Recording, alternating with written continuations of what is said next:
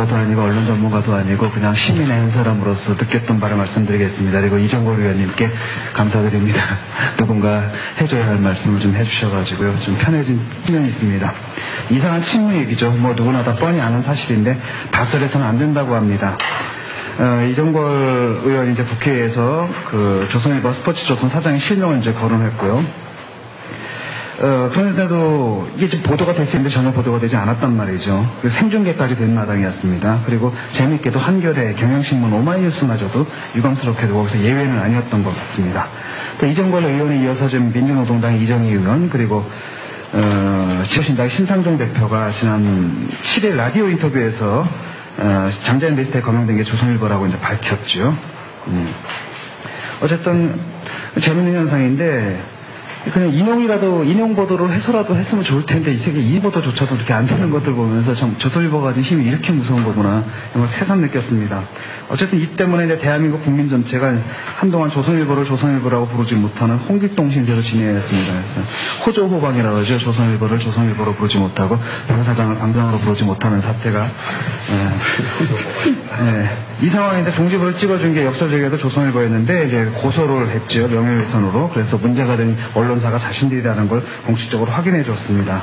그리고 어젠가 보니까 김대중 고문이 칼라토메사에 이제 공개를 했더라고요. 재미있는 것은 듣지 않으니까 조선일보가 고소를 할 때 방사장 개인의 이름이 아니라 그 조선일보나 법인 이름을 사용했다고 하더군요. 그래서 그 논리를 보면 참 재미있습니다. 이것은 단지 특정 인사의 문제로 끝날 일이 아니었다. 그것은 그와 더불어 사회적 책임을 수행하는 조선일보 전체 기재와 직원들의 도덕성과 명예에 관한 문제이고 더 나아가서는 조선일보나 신문부 자체의 존재 가치에 관한 문제가 아닐 수 없다. 상식적으로 볼 때 조선일보 누군가가 사주라고 부도덕한 일을 했다고 조선일보 전체 기자와 직원들의 도덕성과 명예가 훼손되는 건 아닐 겁니다. 설사 밖에서 이번 일을 조선일보 전체의 도덕성과 명예를 훼손을 시키는 데 활용한다 할지라도 조선일보에서만큼은 아니다. 그 사람 한 사람뿐이다 라고 얘기를 해야 되는데 지금 거꾸로 나가고 있습니다.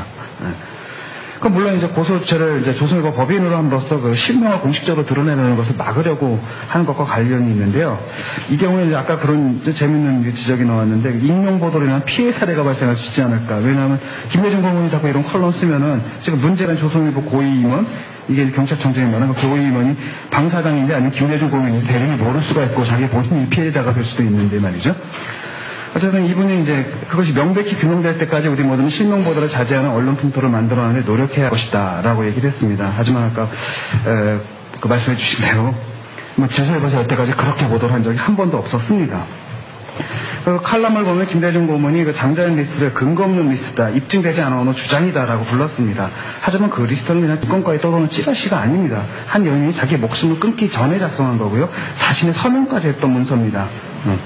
그리고 장자연 씨 같은 경우에 문서에 기록된 그 내용이 아니라면은 조선일보나 스포츠조선의 사장에 대해서 사감을 가질 이유가 없습니다. 나아가면 그 리스트를 가지고 공갈이나 협박을 해서 사익을 취할 위치에 있는 것도 아니고요. 그런 거가 문제 인물들에게 술 대접을 해야 했다는 내용을 글로 남겼습니다. 그렇다면 그 이유는 뭘까를 생각해야 된다는 거죠. 제가 볼 때는 우리는 한 여인이 자신의 목숨을 버리기 전에 작성한 그 문건에 기록된 내용이 최소한 김대중 칼럼보다는 더 진실에 가깝다고 믿을 만한 충분한 이유가 있습니다. 만약에 이를 인정하지 않겠다면 조선일보에서는 장자연 씨가 목숨을 버리기 전에 왜 그런 진술을 해야 했는지 가능한 시나리오라도 제시해야 됩니다. 근데 떠오르는 게 하나도 없습니다. 아무리 생각해도 한 여인이 자기 목숨을 버리는 상황 속에서 조선일보와 스포츠조선을 상대로 거짓말을 해야 할 상황이라는 것은 떠오르지 않습니다. 설마 장자연 씨가 안티조선 운동을 위해서 스스로 열사가 되었겠습니까? 그런 건 아니라는 거죠. 그러나 나아가 그 문건에 거명된 인물들은 이 나라의 메이저 언론사를 소유한 권력자들이죠. 통상적 기준으로 볼 때 공인이라고 불리는 인물입니다. 공인에게는 누구보다도 더 엄격한 윤리 기준이 요구되고요. 그럼 그들이 목숨을 끊은 한 여인으로부터 술 대접을 받았노라고 지적을 받았습니다.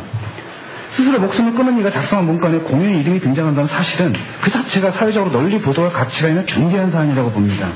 이름이 문건에 들어있지도 않은 것도 아니고 문건에 이런 이름이 들어있다는 사실을 보도하는 것이 왜 명예훼손을 구성해야 되는지 저는 이해할 수가 없습니다.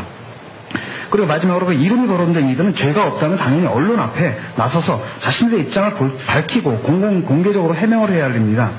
명예를 훼손당했다면 또 훼손당한 명예 이름으로 고소를 해야 할 것 아니겠습니까? 왜 심사를 내서 자신을 그 뒤로 숨으려 가는지 이해가 잘 안 됩니다. 장자연 사건은 추악한 권력의 더러운 성욕에 의해서 힘없고 연약한 여인이 목숨을 빼앗긴 불행한 사건입니다. 근데 지금 보니까 경찰서 대강 덮어두고 넘어가라는 분위기인 것 같습니다. 이 정권이 끝난 다음이라도 이 사건은 언젠가 재수사를 해서 철저하게 진상을 밝혀내야 할 거고요. 마지막으로 경찰 수사결과에 반드시 담겨야 할 내용이 있습니다. 장전 씨는 왜 자신이 그래서 그 조선일보 사장을 언급했는가?